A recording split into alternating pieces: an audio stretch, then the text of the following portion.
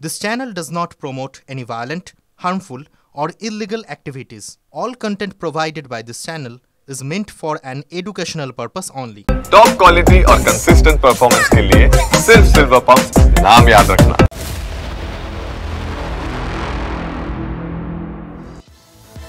নমস্কার, দেখছেন টিভি9 বাংলা। আপনাদের সঙ্গে রয়েছি আমি তন্নিষ্ঠা। এই মুহূর্তে ব্রেকিং নিউজ দিয়ে আপনাদের পলতায় তৃণমূল নেতার রক্তাক্ত মৃতদেহ উদ্ধার। ভাড়া বাড়ির 200 মিটারের মধ্যেই তৃণমূল নেতা হান্নান গাজীর রক্তাক্ত মৃতদেহ উদ্ধার। মাথায় গভীর ক্ষতচিহ্ন। বাইক নিয়ে যাওয়ার সময় খুনের অভিযোগ পরিবারের, এমনকি তদন্ত শুরু করেছে পুলিশ। আমাদের প্রতিনিধি অনন্ত আমাদের সঙ্গে রয়েছেন। সরাসরি অনন্তর সঙ্গে কথা বলি। অনন্ত, কিছুক্ষণের মধ্যেই মানে বাড়ি থেকে কিছুটা দূরত্বেই আমরা যেমনটা খবর পাচ্ছি যে তাকে এরকম ভাবে খুন করা হয়েছে, কিন্তু কারণটা কি সমস্তটাই আমরা কথা বলবো আমাদের প্রতিনিধির সঙ্গে। আমরা যেরকম গিয়ে দেখলাম, আমাদের তো মনে হলো না যে ওটা অ্যাক্সিডেন্ট হয়েছে। কি মনে হচ্ছে? আমাদের মনে হয়েছে ওকে মার্ডার করা হয়েছে। মার্ডার করা কেন? সেটা এখন আমরা তো বলতে পারছি না। সেটা পুলিশ আঘাত দেখলেন? আমরা দেখলাম যে এখানে আঘাত লেগেছে, পায়ে একটা আঘাত আছে। কিসে? ধারালো অস্ত্রে? আমার মনে হচ্ছে ওরকম কিছু দিয়ে ওকে মারা হয়েছে। নাহলে অ্যাক্সিডেন্ট হলে ওরকম দাগ হয়তো হবে না আশা করি। কারণ এখান থেকে যদি এই রাস্তার মধ্যে এই যে সামনে বাম্পার, এখানে অ্যাক্সিডেন্ট করতে গেলে তো ওইভাবে অ্যাক্সিডেন্ট করবে না। নিশ্চয়ই আগে কোনো ওদের ছিল, প্ল্যান ছিল। যারা করেছে কিছু এই জিনিসটা সেটা বলতে পারবো না। কি একা যাচ্ছিল এখান দিয়ে এত রাতে? না, ওর সাথে আরেকটা ভাই ছিল। ভাই কখন বেরিয়েছিল বাড়ি থেকে? বাড়িতেই যাচ্ছিল রাতে। টিএমসি ঘরে। হ্যাঁ, টিএমসি ঘর। আঘাত তো একটা আছে এখানে, দেখলাম এখান থেকে একটা কাটা আছে, পায়ে একটা আঘাত আছে। এটাই যতটুকু আমরা দেখেছি অতটুকুই বলতে পারবো না। ডিপ কাটা আছে, ওটা আপনারা দেখলে বুঝতে পারবেন। দেখে তো মনে হলো কিছু দিয়ে রডফড হোক কিংবা কিছু দিয়ে ওকে আঘাত করা হয়েছে। এরকম জাতীয় কিছু দিয়ে হয়তো আঘাত করেছে। আপনাকে জানিয়ে রাখি, এই ঘটনায় ইতিমধ্যে একজনকে আটক করা হয়েছে। এই মুহূর্তের আপডেট কথা বলবো আমাদের প্রতিনিধি অনন্ত আমাদের সঙ্গে রয়েছেন সরাসরি। অনন্ত, ঠিক কি কারণে এই খুন বলে পুলিশের এখন অব্দি অনুমান? দলীয় কোন্দল নাকি নেপথ্যে আরো অন্য কোনো কারণ? দেখো, হান্নানের অনেক পুরনো শত্রুতা ছিল। হান্নান এখানকার সক্রিয়, এখানকার তৃণমূলের কর্মী এবং নেতাও। এই যে অটো ইউনিয়ন, রেল লাইন লাগোয়া অটো ইউনিয়ন, এই অটো ইউনিয়নের নেতা ছিল। ও নিজস্ব একটা গ্যারেজ ছিল। এইটা হান্নানের বাড়ি। গ্যারেজ হয়ে এই বাড়ি হয়ে হান্নান কিন্তু যায় তার বাড়ির দিকে, আসল বাড়ির দিকে।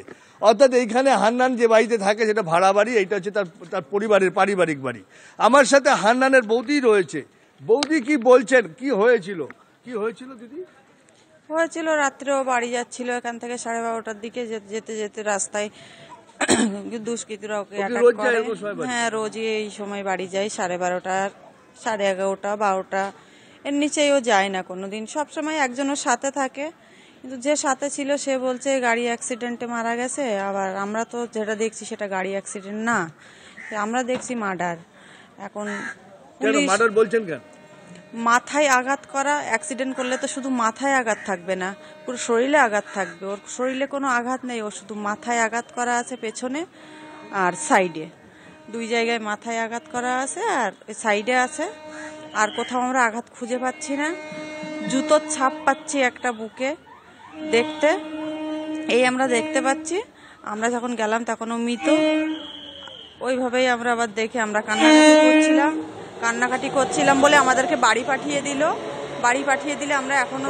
বাবুর পরিচয় কি? অভিজিৎ নন্দী। বাবুর পরিচয় কি? বাবু এখানে আসা যাওয়া করতো। বাবু আসা যাওয়া করতে করতে আমাদের পরিচয় হয়। বাবুর বাড়ি খালপাড়। বাবু ওর সাথে যাচ্ছিল। এবার বাবু ওর সাথে যাচ্ছিল, ও ভাড়া বাড়িতে চলে যাচ্ছিল।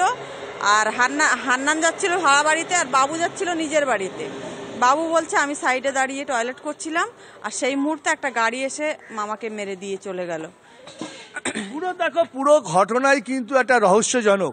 আমি যদি দেখাই, এই যে রেল লাইন লাগোয়া পলতা স্টেশন, এই পলতা স্টেশন রেল লাইন লাগোয়া তার গ্যারেজ রয়েছে।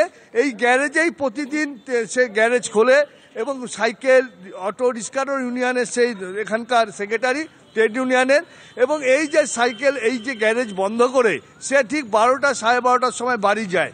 অর্থাৎ এই বাড়ি যাওয়ার খবর সিসি ক্যামেরা তো রয়েছে, সিসি ক্যামেরার ফুটেজে কোনো ক্লু রয়েছে এখন অবধি পাওয়া যাচ্ছে কিছু? অনেক অসঙ্গতি পাওয়া গেছে।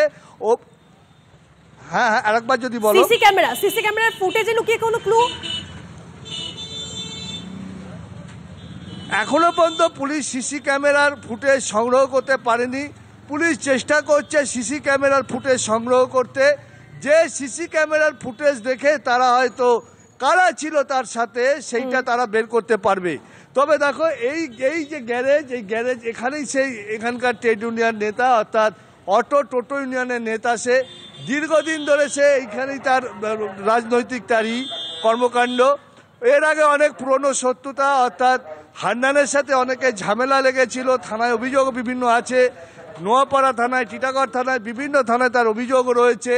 অর্থাৎ এলাকার এই যে তিনি যে নেতৃত্ব, মানে অনন্ততার পুরনো শত্রুতা ছিল, যে বিষয়টা তুমি আমাদের সামনে আনছো, যে তথ্য সামনে আসছে যে একটা পুরনো শত্রুতার বিষয়টা বারবার করে সামনে আসছে, সেই তথ্য আমাদের কাছে রয়েছে। তুমি আমাদের সঙ্গে থাকো, আমাদের অপর প্রতিনিধি আমাদের সঙ্গে রয়েছেন সুজয়, আমাদের সঙ্গে রয়েছেন। সুজয়ের সঙ্গে সরাসরি কথা বলি।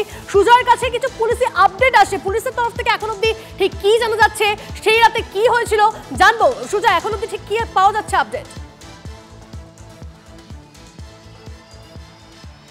দেখো, আপাতত পুলিশ 3টি দিক থেকে তদন্ত করছে বা তদন্ত এগিয়ে নিয়ে যাওয়ার চেষ্টা করছে এবং তারা বোঝার চেষ্টা করছে যে পরিবার যে দাবিটা করছে অর্থাৎ খুনের অভিযোগ, সেই খুন হয়েছে কিনা। প্রথমত ওই যে হান্নান গাজী, তার সঙ্গে তার এক বন্ধু ঘটনাস্থলে ছিলেন বা তারা একসাথে ফিরছিলেন বলে জানতে পেরেছে, তাকে জিজ্ঞাসাবাদ করা হচ্ছে, তার কারণ তিনি প্রথম এবং প্রধান প্রত্যক্ষদর্শী।